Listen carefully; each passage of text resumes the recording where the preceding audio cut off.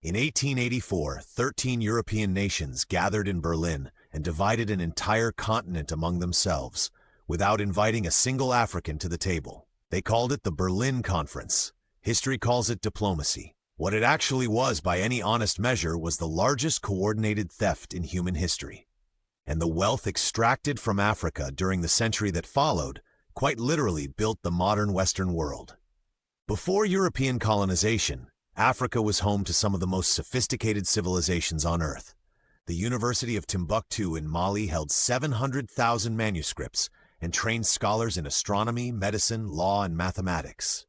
The Kingdom of Benin produced bronze sculptures so technically advanced that when Europeans first encountered them in 1897, they refused to believe Africans had made them.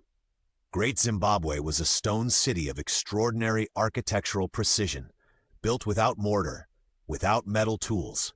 In 1897, a British military expedition sacked Benin City, looted the royal palace, and shipped thousands of the famous Benin bronzes to London, where they sit in the British Museum to this day, despite decades of formal requests for their return. This was not an isolated incident. It was policy.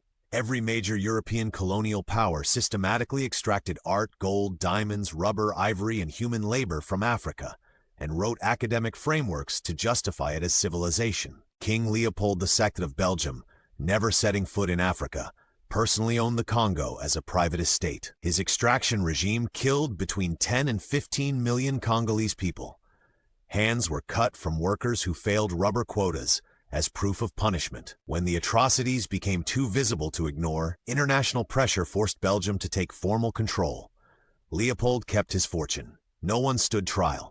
The colonial era officially ended, but the economic architecture it installed did not. 14 African nations are still legally required to deposit their foreign currency reserves in the French Treasury, a system established at independence that France has never dismantled. The continent that was stolen from continues to fund the world that stole it. History named it colonialism. The people who lived through it had another word: